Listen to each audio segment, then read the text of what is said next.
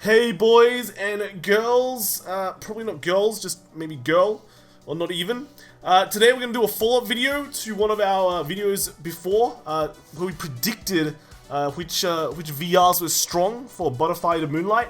And today we're back, alright, we're back, it's post-release, we've been doing some testing, and we're going to see some opinions from some of the WCC guys on what the set looks like, what the VRs in the set looks like. So let's take a look at the old predictions way back from our members. Not all of them answered this time, and there has been some different answers as well. Some different people decided to answer.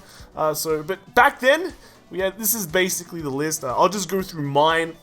I said Harry was strong in standard and strong in premium, but double strong. And for Night Rose, it was double strong as well. And then for Yasui, it was neutral and very weak.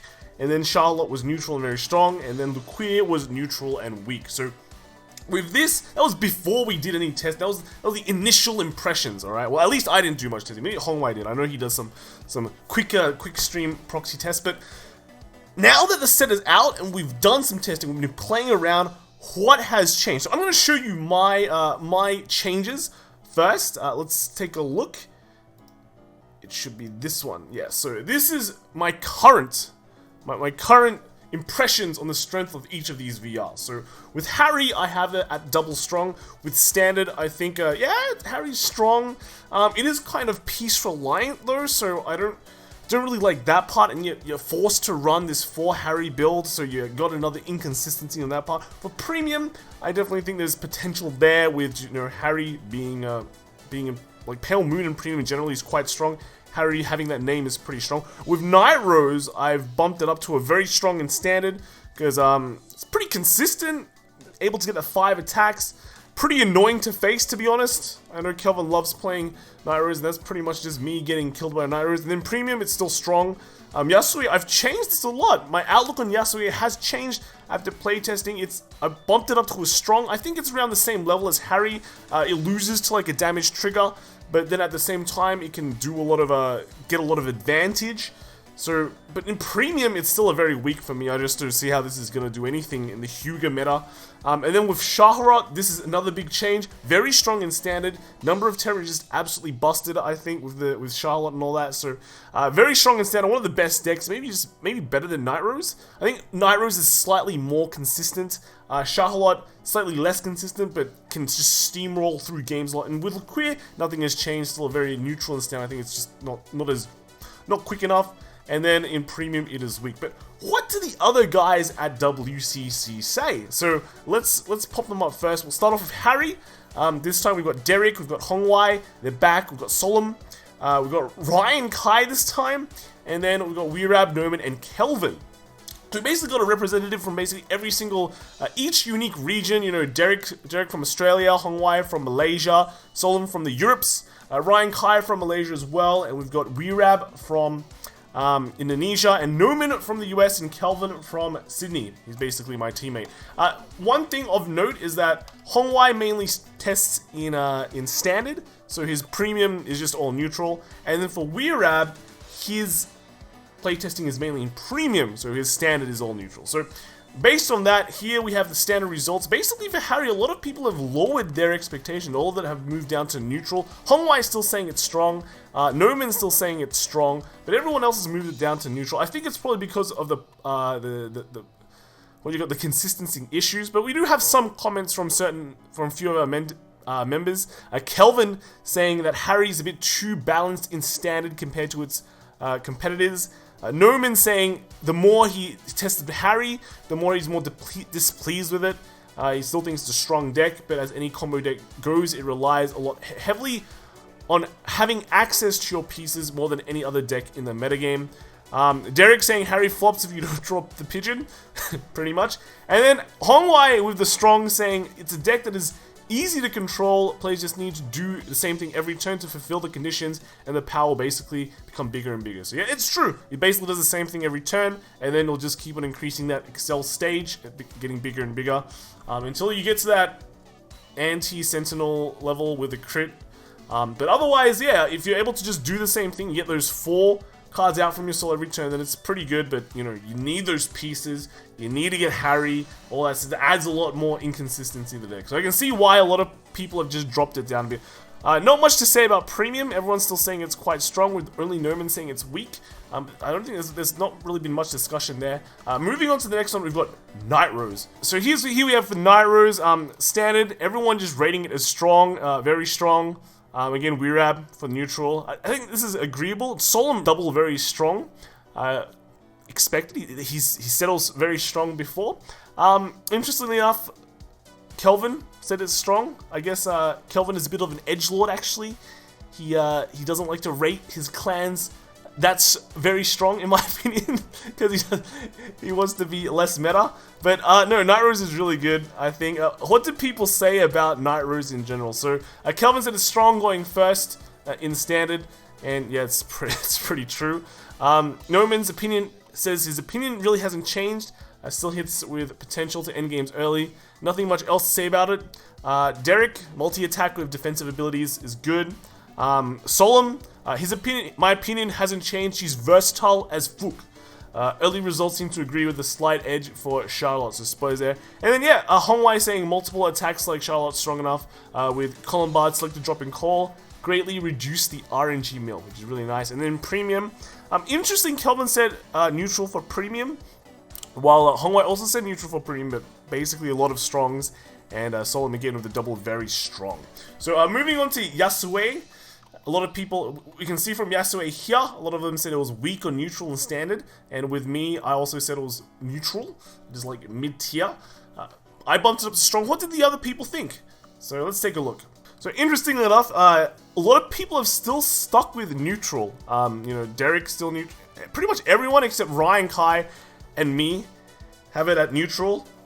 Unfortunately, Ryan Kai didn't comment, so we can't really pick his brain on some of his interesting choices, especially with Premium. He's saying it's very strong, while everyone's saying it's either very weak or neutral. So what did the guys say about Yasue? Kelvin said this card looks decent, but doesn't have many good support options, unlike Hyuga, which is interesting. Noman, as I continue to play this deck, I am surprised at how much better it actually was than I had expected. I've also noticed it has been topping more in JP. So, but interesting, it's been doing well, but he didn't bump it up. Oh no, actually he did. I think, yeah, he was a weak and now to neutral. So yeah, interesting. So it's kind of the same idea that I had. Thought it was pretty weak, but now I'm probably putting it at the same level as Harry. And to be honest, I'd probably rather play Yasue in standard than Harry, because I just don't like running those 4 grade 3 decks. Derek, multi-attack, no, that's the other one. It's for Yasue. Yasue doesn't see a fit in Premium, as it doesn't have enough push like Hyuga does. And in standard, it's the same tier as Harry. So yeah, it's true. Hyuga is still better in Premium, in my opinion. Solemn, it's a red clan, so I didn't test it. He hates his red clans. Hongwei, not weak as normal Excel clan, but you know, Trigger pretty much shuts it down. So yeah, everyone's still on the neutral train, I think, for Yasue. Let's move on to Shaharat, where a lot of people said Shaharat was neutral. They were kind of sitting on the fence on it. Let's see if the opinions have changed. I'm pretty sure they have. So yeah, kind of not a surprise there. Everyone bumping it up to very strong, with only Weirab at neutral, because he didn't really actually test. He doesn't test standard, guys. He doesn't care. But everyone, it's either a very strong or a strong. The interesting part here is we've got Weirab saying it's neutral in Premium, so we'll get to that comment later, because he actually did mention something to me about it. But let's take a look at the comments about just Shara in general. Kelvin saying it's steamroll deck in standard when going first, and absolutely bricks when you don't ride Shara. So it's true. If you ride Number of Terror, you just feel really, really bad. Noman saying still in love with this card and its artwork. Drawing cards and multi-attacks is good. Dog goes woof. Okay. Derek saying just a solid card that does everything a DI player ever wanted. Power, restand, and generates protect. Solemn saying standard DI seems to have won the set. I kind of assumed it'd be either this or Grand Blue taking the throne. Number of Terror is lit. Alright, and Hongwei, Charlotte itself is okay, but Number of Terror is bae. So a lot of people saying, yeah, Charlotte's good, but you know, Number of Terror just making the entire deck work. But here's the thing, in a Premium, I was talking to Weirab, and he says, I bumped it up from a, what did he say for Charlotte? He said it was weak in Premium, but he bumped it up to a neutral. The thing that he has with Charlotte in Premium is that Charlotte is amazing, alright, when you have a lot of counterblast to work with, and you can just like punch face all the time. But what happens if you don't have the counterblast against smart players in Premium? if they don't give you a lot of counter blast, they give you like maybe 1 or like 2. If you don't have the, since Charlotte himself requires an extra CB, where is that extra CB coming from? You need to draw another card that will let you counter charge, which is either just a Killer Tail or a Cat. Those are the really only things that will let you counter charge. Otherwise, a Bobo does that. But what are you running? Are you still running Bobos? Are you running Huangs instead?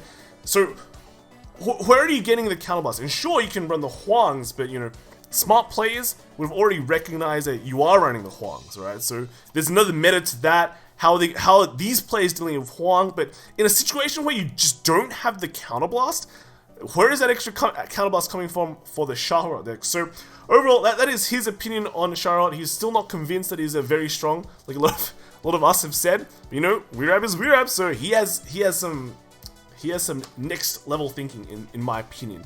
And then lastly, we've got Luquier. So kind of like the I don't know. I wouldn't say it's like the, I forget the saying. It's just the leftover card in the deck, but you know, it's Luquier, dude. Let's take a look at the opinions of this.